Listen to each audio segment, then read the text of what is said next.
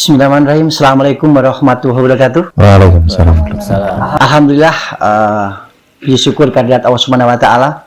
Pada pagi hari ini kita masih diberikan nikmat sehat untuk bisa melaksanakan kegiatan aktivitas tugas yang dilaksanakan oleh kita. Dan tentunya pada kesempatan kali ini hadir di tengah-tengah kita dari kantor pajak Pratama Batang yang kali ini yaitu Mbak Intan Istifaroh Susanto sebagai penyuluh pajak terampil seksi pelayanan. Selamat pagi Mbak Intan. Dan di sebelah kiri saya Pak Nuridin, yaitu sebagai pengawas 5 untuk KPP Pratama Batang, Bapak ya. Selamat pagi. Selamat pagi Pak. Dan kami juga ditemani Bapak Sekretaris di Sumades Kabupaten Batang, Pak Tony. Selamat pagi Pak Tony. Selamat pagi. Alhamdulillah, luar biasa, sangat-sangat menyenangkan sekali. Pada hari ini kita bisa bertatap muka dalam rangka sosialisasi pajak yang ada di Dispermades melalui kegiatan Laboratorium Administrasi Pemerintahan Desa. Tentunya kalau kita bicara masalah perpajakan ini sangat-sangat kompleks dan tentunya banyak permasalahan yang tentunya harus kita kupas tuntas ya. Dan pada kesempatan kali ini karena berbagai permasalahan perpajakan khususnya kami yang ada di Dispermades terkait dengan masalah administrasi pemerintahan desa yang harus mengawal kegiatan-kegiatan terkait dengan masalah pembelian-pembelian, pengadaan-pengadaan, termasuk mungkin perpajakan yang menjadi tanggung jawab desa. Tentunya ada PPh, ada PPN, ada regulasi yang baru barangkali, yang tentunya ini menjadikan semacam pemahaman untuk sobat desa yang ada di desa tentunya.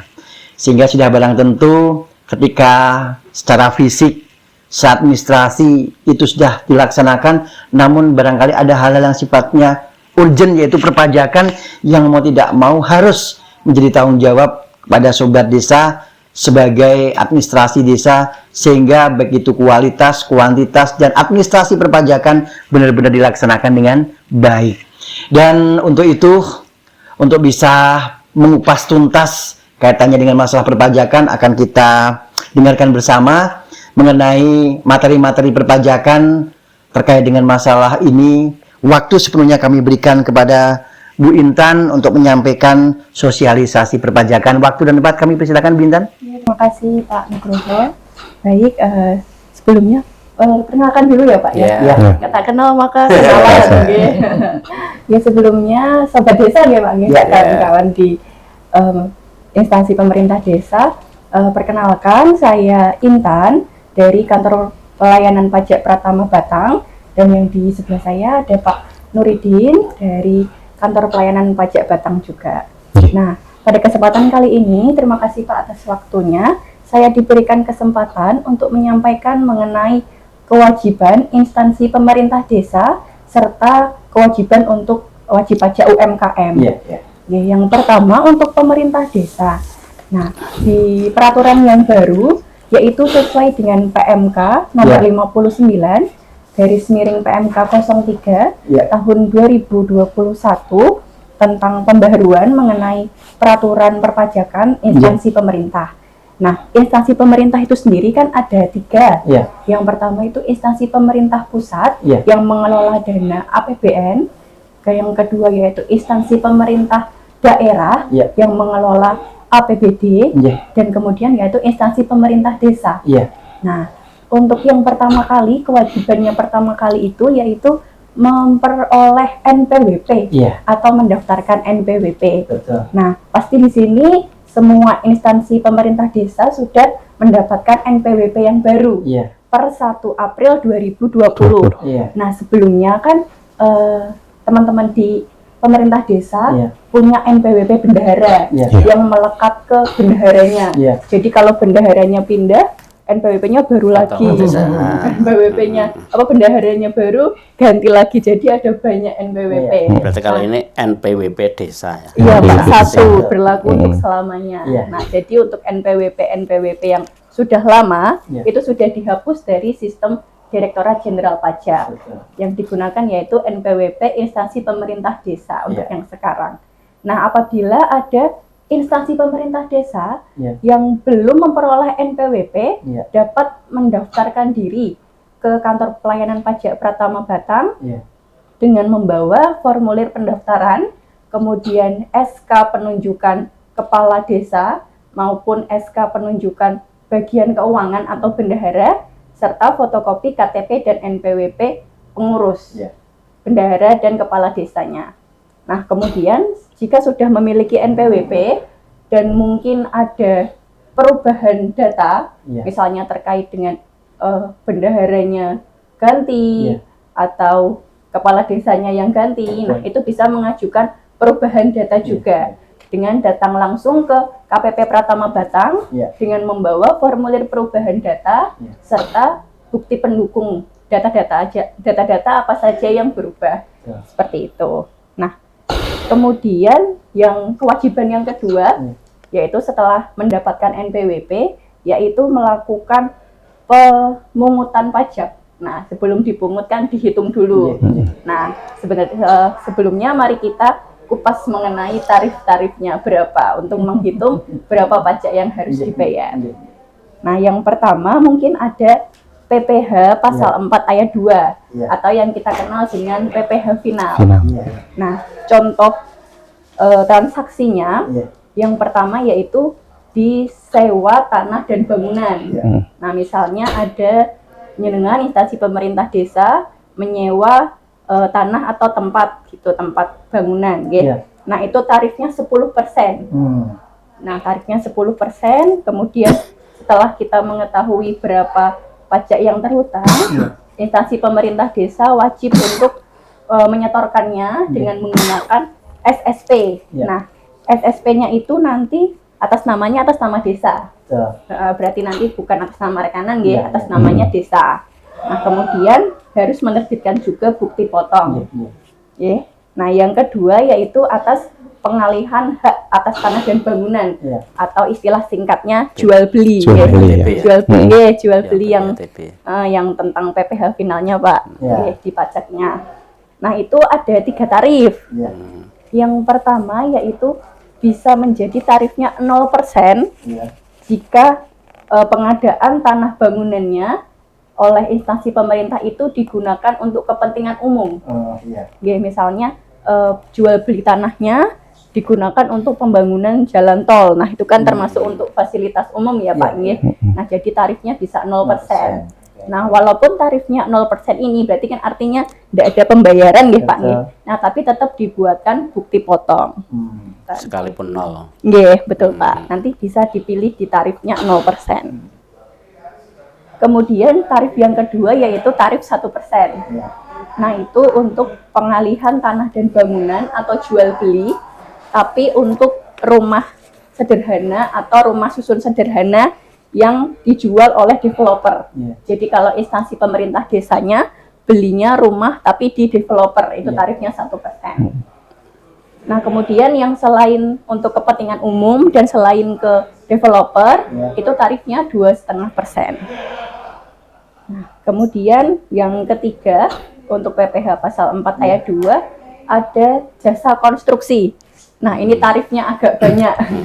Tarifnya agak banyak nih karena masing-masing per kegiatan berbeda-beda. Untuk jasa konstruksi, yang pertama ada tarif 1,75%. Nah, itu untuk pekerjaan konstruksi dengan kualifikasi kecil atau perorangan. Nah, yang kedua yaitu 4% jika untuk pekerjaan konstruksi tapi tidak punya kualifikasi. Kemudian ada 2,65% untuk pekerjaan konstruksi selain kualifikasi kecil atau perorangan. Nah, kemudian ada pekerjaan konstruksi terintegrasi. Nah, itu tarifnya ada 2, yaitu 2,65% kalau ada kualifikasinya dan 4%, 4% benar kalau tanpa kualifikasi. Nah, kemudian untuk jasa konsultasi konstruksi itu tarifnya ada yang 3,5% jika memiliki sertifikat kualifikasi, kemudian 6% jika tanpa kualifikasi. Nah, kemudian ini untuk instansi desa jika jika menggunakan jasa konstruksi wajib untuk menerbitkan bukti potong dan untuk bukti bayarnya atau SSP-nya dibuat atas nama instansi pemerintah desa. Kemudian ada hadiah undian. Nah, misalnya pemerintah desa membuat undian berhadiah, yang cara menangnya harus diundi gitu. Nah, itu ada PPh finalnya sebesar 25% dari jumlah hadiahnya. Kalau hadiahnya berbentuk barang, nah itu bisa sesuai dengan nilai pasarnya. 25% harus dibuatkan bukti potong dan SSP-nya atas nama instansi pemerintah desa.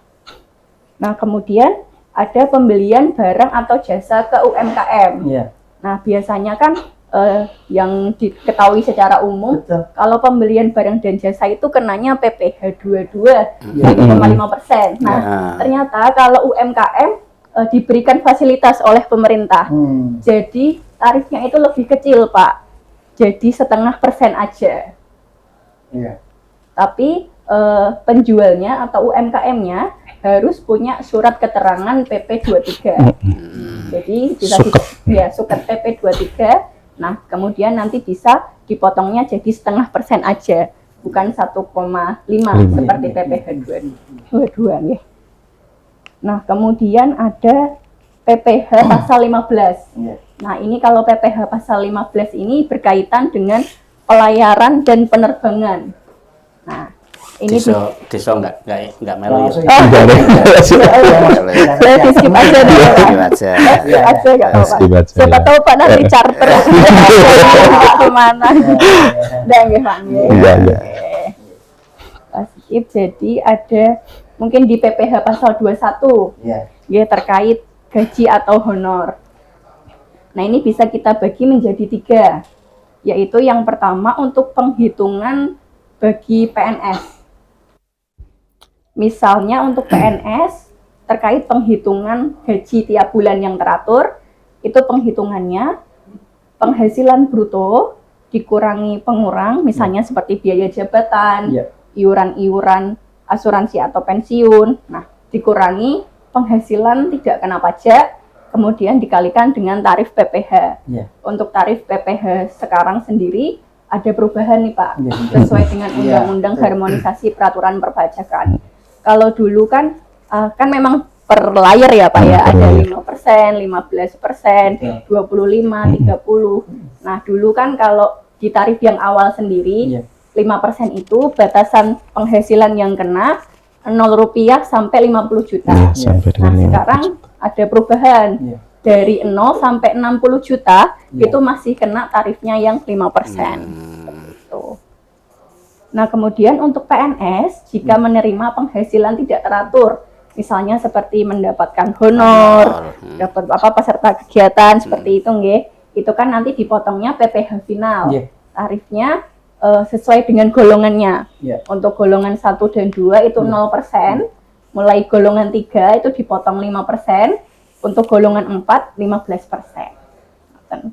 Nah, kemudian untuk yang non PNS atau mungkin P3K sekarang ya bisa jadi untuk yang honorer atau P3K itu jika menerima penghasilan teratur atau tetap seperti gaji bulanan, itu penghitungannya sama dengan yang PNS.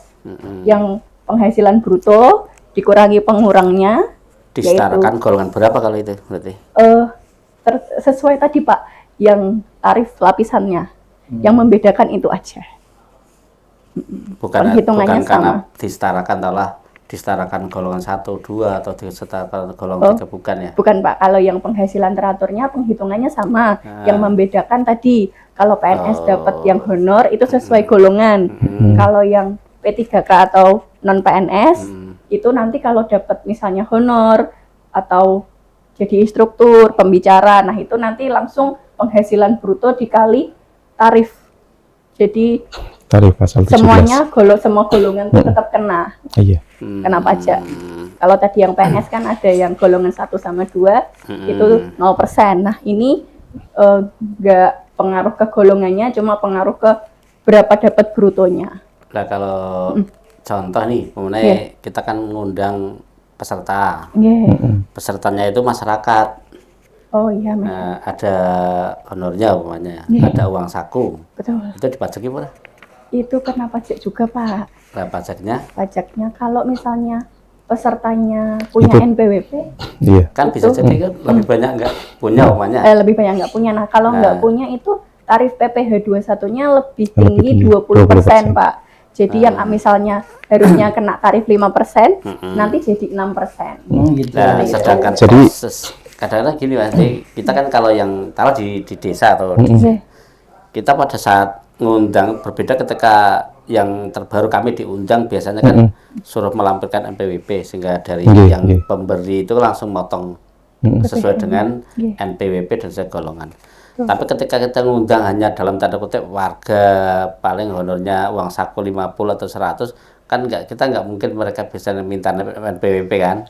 Nah, ketika proses seperti itu mau dikenai atau tidak itu. Nah, kita banyak loh, kita banyak ketika kita berada di desa ngundang warga tapi kita ngasih uang saku. Ya kan? Kalau menurut saya itu dianggap sebagai penghasilan tidak teratur. Nah, Makanya iya, betul. makanya Tidak tetap teratur. kalau misalnya posisinya itu dia itu tidak punya NPWP berarti 20% lebih tinggi. Tarifnya langsung kalikan 6%. 6% berarti. Iya. Oh, Kalau biasanya ada kan NPWP kadang-kadang 5%. dulu kan disetarakan golongan 1 atau kalau dulu kan pernah seperti itu. Betul. Kalau sekarang itu untuk PNS saja, PNS yang golongan 1 Yang 2. diadukan Ya. berarti ya ketika berarti 6% itu ya. Ya. Saja langsung. Kalau dianggap tidak punya NPWP. Anggap nggak punya. Lanjut untuk yang PPN Mbak Intan. Lanjut. Oke. Langsung ke PN aja. Pembelian barang tadi sudah ya? Belum, Pak. Belum ya? Pembelian barang dulu berarti. Ini kemudian untuk PPh pasal 22 Ya. terkait dengan pembelian barang. Hmm. Nah, tadi kan untuk tarifnya kalau PPh 22 itu 1,5%. Nah, kemudian tapi dikecualikan menjadi 0,5% kalau penjualnya itu sebagai UMKM. Jadi Jadi pokoknya yang 0,5%. berkenaan dengan UMKM 0,5% ya. Betul. Cuma ada syaratnya juga, Pak. Kan Jadi ya. syaratnya itu mereka itu harus ini ada kayak ada permintaan suket gitu, keterangan. surat keterangan. Lah, Suket PP 23 namanya. lah, terus yang ngeluarin suket Kalau yang suketnya itu sekarang bisa diakses secara online, Oh, Pak. bisa. Permintaannya Oh, online gitu. lewat DJP online. oh bisa. Nah, kalau yang PPh 22 tadi jika tidak punya NPWP tarifnya menjadi lebih besar 100%. Jadi yang awalnya tarifnya 1,5% atau Jadi 3%. 1,5 jadi 3%. Jadi 3%. Seperti itu. Jadi lebih untung kalau punya NPWP. Kemudian untuk PPh 22 ini akan dikenakan jika pembeliannya yang lebih dari 2 juta. Iya. Lebih dari 2 Kalau juta. kurang dari 2 juta itu tidak dipotong. Kemudian untuk PPh 23 atau atas jasa. Nah, kalau untuk sebenarnya untuk PPh 22 ini ada 2 tarif. Yang pertama 15% itu untuk transaksi berupa bunga, royalti, hadiah atau bonus selain yang dipotong PPh 21. Kemudian ada tarif 2% untuk transaksi berupa jasa. Jika misalnya jasa kecuali jasa konstruksi nggih, itu dipotong PPh 23 yang 2% serta sewa kecuali sewa tanah dan bangunan. Kemudian kalau yang PPh 23 ini juga tarifnya akan naik jika tidak punya NPWP. Yang 2% nanti bisa menjadi 4%. Oke. Oke, luar biasa sekali, menarik sekali perhitungan pajak ini. Memang Indonesia Sobat Desa yang saya hormati, tentunya permasalahan-permasalahan pajak mengenai angka-angka nominal PPh PPN ini memang kadang sangat-sangat kasuistis sekali, Pak Asek ya. Ketika barangkali ada beberapa pembelian baik itu mungkin ATK, baik itu mungkin honor-honor ataupun mungkin yang lainnya. Kira-kira Pak Asek, yang sudah kita lakukan evaluasi dalam proses kegiatan administrasi desa, karena kita beberapa kali juga melakukan kegiatan sidak melalui apel SPJ. Tentunya banyak sekali perpajakan kita yang kadang Indonesia Pak Asek belum sempat terbayarkan. Banyak faktor permasalahannya. Barangkali Pak Asek evaluatif saja terkait dengan masalah permasalahan-permasalahan yang ada di desa ini yang sudah kaitan masalah perpajakan apa Pak Sek, sehingga barangkali ini menjadi semacam bahan refleksi kita bersama Pak Sek. Monggo Pak Sek. Oke, terima kasih. Sebenarnya kalau kita bicara evaluasi hanya satu sih. Iya. Mereka taat atau tidak saja. Nggih. Jadi kan, kalau kita evaluasi hanya itu saja, taat atau tidak. Iya. Kalau yang selama ini ketika di Monef belum bayar, ya suruh bayar. Iya, iya. Kan hanya itu saja sebenarnya kalau endingnya ke situ, mau bayar atau tidak saja. Cuma hanya permasalahan kan di kita itu sebenarnya kan masalah perpajakan harusnya kan sudah bukan hal yang baru. Pemerintah desa juga bukan hal yang baru. Sudah setiap hari menangani itu. Hanya permasalahannya kan biasanya kepada tentang perilaku saja sih. Kita bicara perilaku. Cuma memang berkenaan dengan pajak yang dibebankan atau menjadi tanggung jawab desa itu memang di kami kan nggak bisa ngecek sih Mas. Kita nggak bisa ngecek, artinya dalam tanda kutip sekalipun di Sermades itu yang selama ini memfasilitasi pencairan hampir semua desa, baik dana desa, ADD, bantuan keuangan itu, terus kemudian bagi hasil pajak, semuanya di sini. Oh, di sini semuanya. Fasilitasnya semua sini. Cuma ketika proses dalam tanda kutip ketika dieksekusi di level desa berkenaan dengan taat pajak itu kita nggak bisa tahu. Kita nggak bisa tahu, sehingga dalam tanda kutip ketika kita mau bantu atau mengevaluasi kita hanya bisa melakukan itu ketika kami Monef. Sedangkan Monef itu kan sifatnya kan sporadis. Bisa jadi dalam tanda kutip 1 tahun itu ya hanya 1 desa atau 2 desa pada 1 tahun. Gitu. Ya, sehingga kita sedangkan harusnya kan proses evaluasi berkenaan dengan taat pajak ini kan yo tidak di tahun terakhir sebenarnya kan. Karena proses kegiatan paling tidak kan dimulai itu di triwulan paling cepat triwulan kedua. Itu harusnya sudah ada proses pajak.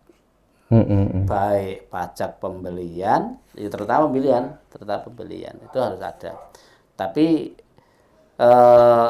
kembali saya sampaikan tadi, kita nggak tahu ketika kita tahu bulan ini atau triwulan kedua itu sudah desa itu cair DD tahap berapa, ADD tahap berapa, bantuan keuangan itu biasanya 1 kali, terus kemudian bagi hasil juga 1 kali. Sekalipun kita nggak tahu sama sekali apakah mereka ketika telah di triwulan ketiganya sudah bayar pajak, kita nggak tahu sama sekali. Sehingga dalam tanda kutip untuk proses itu ya kalau mau kerjasama dengan kami sebenarnya ada kayak semacam semacam laporan berkala, tapi mungkin baru kita bisa tahu. Terus kemudian kejadian di lapangan memang jadi kadang-kadang di akhir tahun kita cek pun masih banyak yang belum bayar. Kalau seperti itu biasanya kami kalau kami Monef kita tidak lanjut ke inspektorat.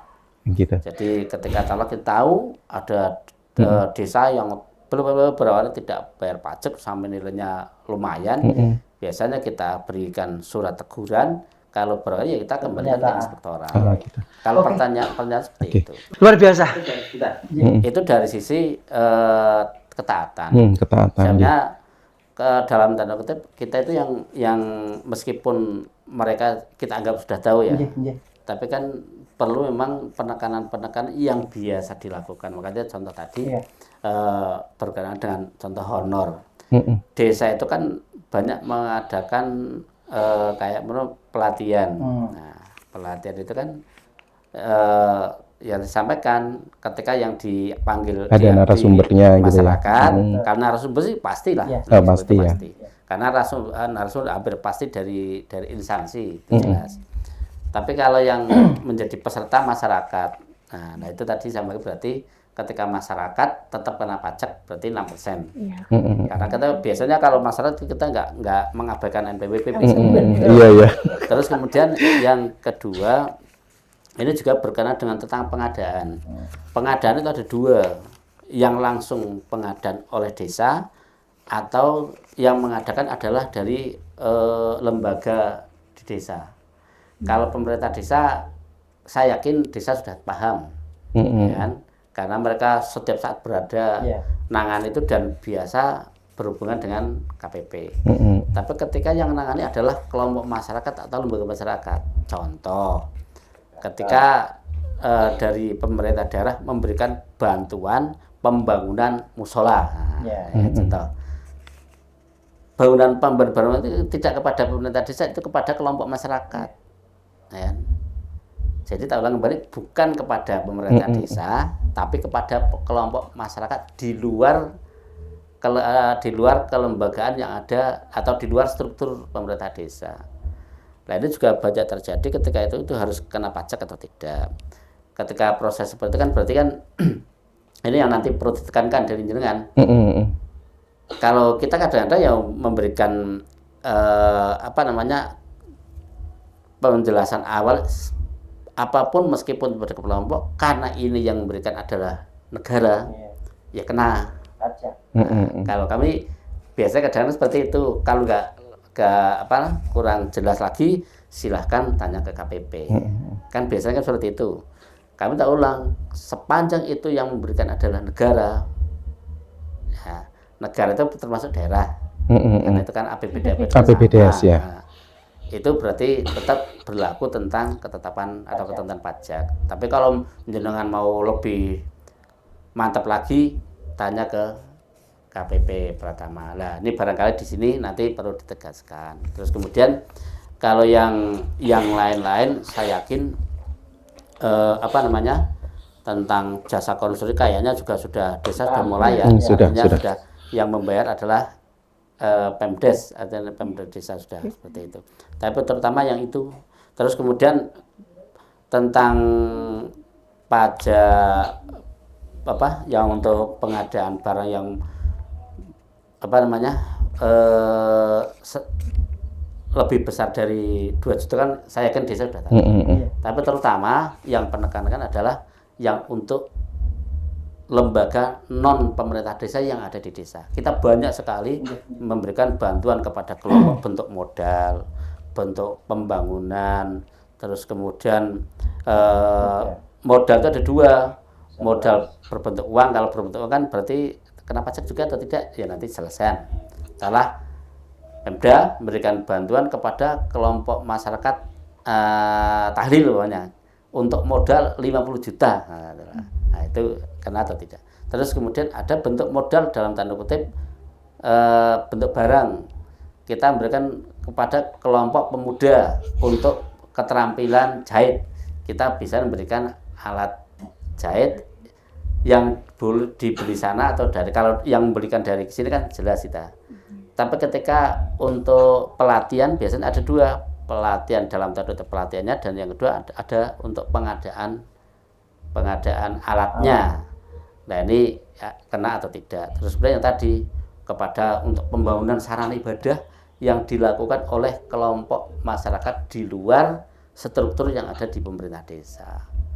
Nah, itu yang monggo mumpung ini desa sudah ada di sini semuanya, dan nanti barangkali biasanya mereka juga kelompok itu tanyanya pertama bukan, enggak ke kita, ya kepada pemerintah desa, kepada Pak Careknya, kepada Pak seperti itu. Begitu semua membaca dia. Oke, terima kasih Pak Sek, luar biasa sekali. Memang banyak kompleks sekali permasalahan yang kita hadapi itu. Kalau pemerintah desa barangkali sedikit banyak ada tahu. Monggo Mbak Idan ataupun mungkin Pak Nurdin untuk menjawab, silakan. Jadi saya tekankan ini pembayaran pajaknya dulu, Pak. Perkenalkan, nama saya Nurdin, saya account representatif pengawasan 5. Saya yang melakukan monitoring terutama pembayaran pajak yang ada di beberapa instansi dan beberapa di desa di Kecamatan Batang. Nah, di Kecamatan Batang saya sudah merankingisasi ini, Pak. Ada beberapa pajak yang menurut kami itu memang nilainya itu sangat kecil. Jadi benchmarkan Will itu kemarin itu sudah dikasih itu 3%. 3% sampai dengan 2022 itu masih ada yang pembayarannya itu minimalis. Nah, kemarin itu saya coba untuk merankingisasi untuk tahun 2023, Pak. Ini ada beberapa desa yang pembayarannya itu sangat kecil, Pak. ada yang sampai dengan Agustus itu nilainya baru 70.000. Sampai kemarin berarti. Sampai dengan Agustus ya, sampai dengan Agustus. Nah, yang saya tanyakan ini permasalahannya itu apa ya? Apakah memang posisinya itu bendahara desanya itu tidak tahu? Karena kewajiban bendahara desa itu kan melakukan pemungutan dan melakukan pembayaran, pemungutan, pemotongan dan melakukan pembayaran.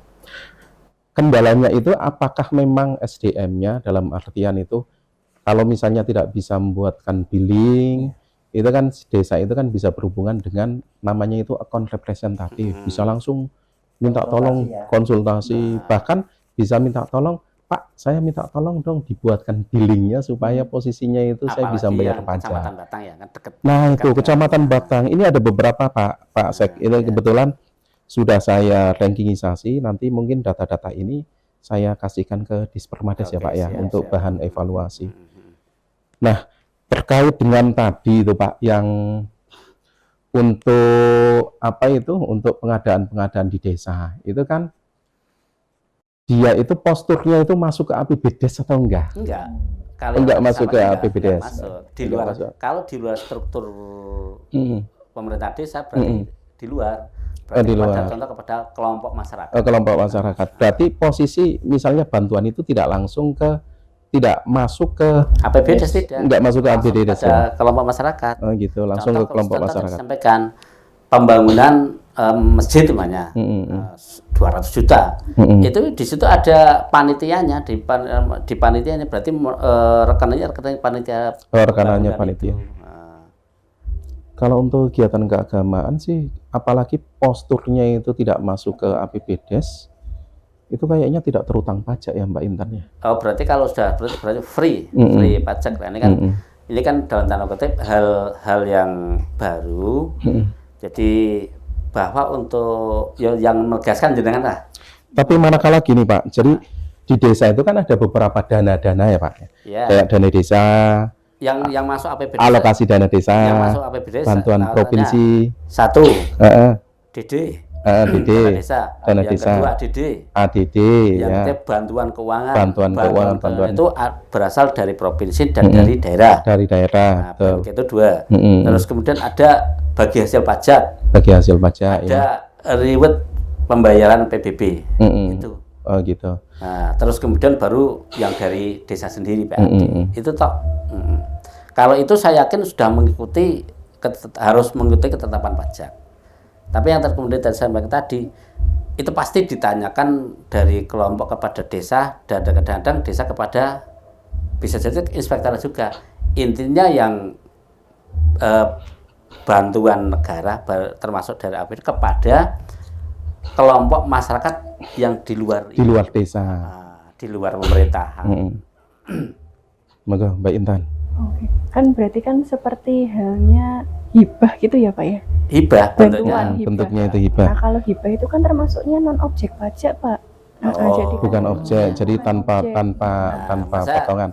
Ini yang saya lihat penekanan di sini. Tapi gini Pak, kalau misalnya dia itu masuk, yang saya tadi tekankan itu, kalau misalnya posisinya itu masuk ke APBDes, itu pasti seharusnya terutang pajak pada saat dia itu mengerjakan pekerjaan, harusnya terutang pajak. Tapi kalau misalnya di luar itu, saya kira kalau bentuknya itu hibah sih enggak. Sekalipun dalam kita sampaikan tadi, bantuan pembangunan masjid 200 juta. Nah, 200 juta kan disuruh otomatis kan pembelian kan pembelian ada 50 juta ya jelasnya ratusan juta. Tetap itu ya ketentuannya. Oke, luar biasa sekali, menarik sekali yang disampaikan oleh Pak Asek. Memang kasus justice ini memang banyak terjadi. Kalau tadi terkait dengan masalah bantuan-bantuan yang berkaitan dengan masalah langsung masyarakat langsung. Namun demikian, kami menarik sekali yang disampaikan Pak Nuridin tadi ini. Target pencapaian pajak Pak Asek. Saya sudah sampaikan tadi. Kalau kita bicara evaluasi yang goal di pemerintah hanya dua, ada satu. Taat atau tidak taat saja. Ketika tidak taat barulah kenapa. Kan seperti itu. Saya tadi. Malah saya pengen gini Pak. Jadi kayak semacam ada regulasi ya Pak ya. Jadi tingkat kecamatan maupun Dispermades pada saat dia itu melakukan pertanggungjawaban LPG, seharusnya memang ada kayak semacam verifikasi pajaknya sudah di store atau permasalahan enggak gitu. Jadi SPJ desa itu enggak ke kita, di kecamatan gitu di ya. kecamatan Di permasalahannya. kecamatan. Ya makanya kan saya sampaikan tadi. Jadi berkenaan dengan masalah ketaatan pajak, kami itu tidak tahu karena SPJ pun nggak masuk ke kami. Nggak masuk ke Dispermades Iya, ya. makanya kan kecuali. Padahal Dispermades itu kan namanya itu kan Dispermades ya. Betul, tapi di kecamatan. Di kecamatan gitu ya. Langsung di pembinaan desa itu kan lebih di kecamatan. Nah, kalau misalnya gini Pak, ada beberapa desa yang memang kan kita rankingisasi, jadi ada yang besar, ada yang kecil. Ini kan postur pembayaran pajak yang kecil-kecil ini dari Dispermades itu untuk apa? Supaya pajaknya itu segera dilaporkan itu apa yang Dispermades kira-kira lakukan Pak? Ini Pak, Mulai, saya paham, nggak mau sorry. Nggih. Jadi begini, tolong Bari, yang pertama kita tidak tahu. Mm-mm. Tidak tahu pun termasuk kita nggak tahu apakah yang kecil besar pun kami nggak ada data. Nggih. Nanti makanya saya kasihkan Pak, saya kasihkan data. Dalam tanda kutip dari KPP secara entah triwulan, entah semester, ada ini loh bahwa kegiatan pembayaran pajaknya sekian gitu. Sampai di semester pertama ini semua desa mungkin kamu bisa sampai saat ini kita nggak tahu sama sekali, nggak ada data itu. Nah, ini kan kayak masukan barangkali. Yang kedua sebenarnya sudah sama-sama dari awal. Kadang-kadang saya yakin kita anggap semua tahu tentang ketetapan pajak. Kembali kepada perilaku. Perilaku itu kadang-kadang yo satu, mereka ada faktor sengaja nggak carry. Nggih, biasanya kayak gitu di akhir tahun, numpuknya di akhir tahun. Sengaja, artinya kan berarti unsur sengaja mereka. Tapi kok tak bayar mau carry wae masih sepisan.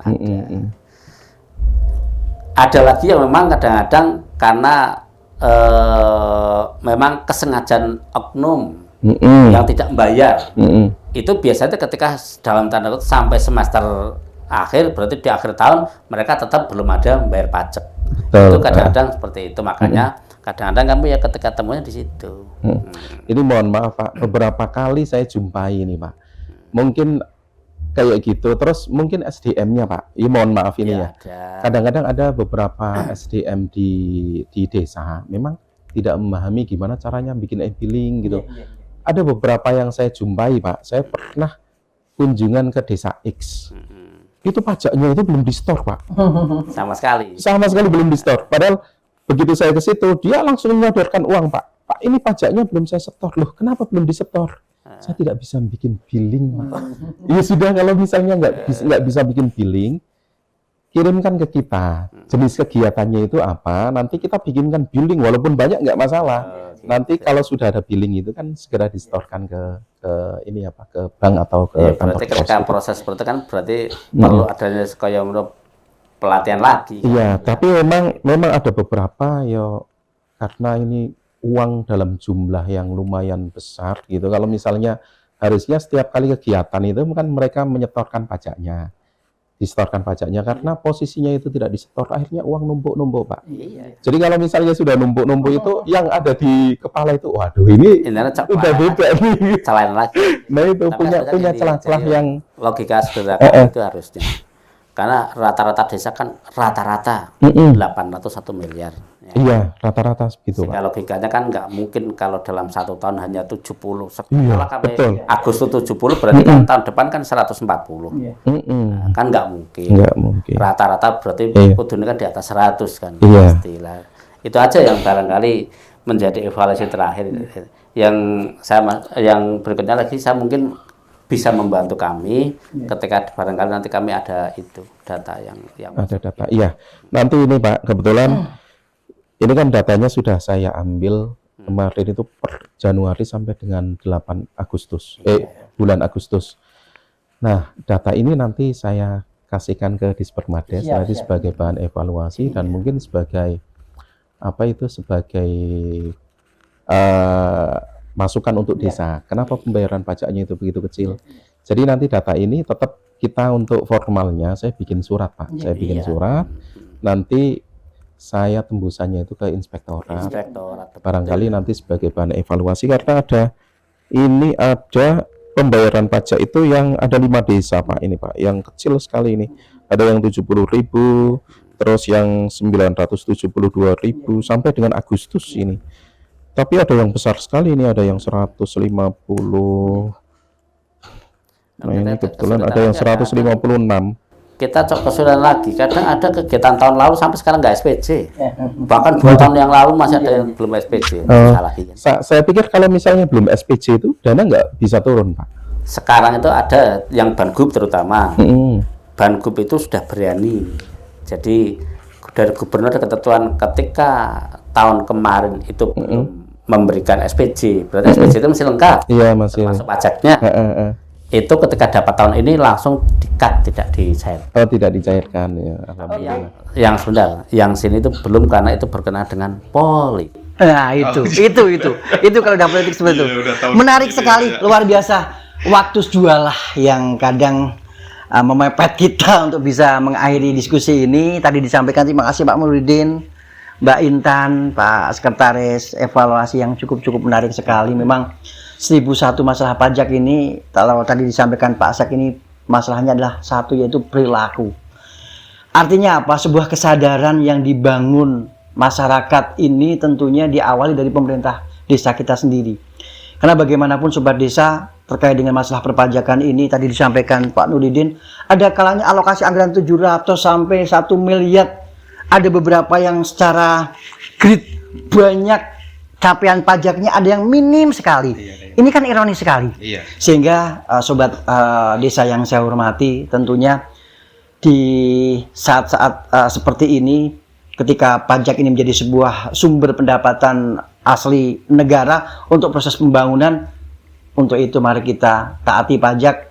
Segeralah ketika ada semacam hal-hal yang sifatnya administratif pajak, jangan menunda-nunda di dalam proses administrasi, sehingga ketika tadi disampaikan Pak Sek kaitannya dengan masalah laporan memang ada di kecamatan. Tetapi ada kalanya ketika proses kita lakukan selalu continue terkait pembinaan, kita juga lakukan mengenai administrasi pemerintahan desa melalui apel SPJ juga. Ada kalanya kita evaluasi memang, tetapi karena kembali lagi ketika ada desa yang belum melakukan perpajakan, ya kita eleke melalui surat pernyataan sudah kita lakukan. Tetapi kembali lagi sampaikan Pak Sek, perilaku. Untuk itu, Sobat Desa, warga negara yang baik adalah taat pajak. Tentunya pajak ini adalah sumber pendapatan untuk negara. Dan selebihnya, akhir diskusi ini harapan kami manfaatkan konsultan-konsultan yang di tingkat pajak, ketidaktahuan bisa kita sampaikan sehingga target pemenuhan pajak di desa bisa kita realisasikan.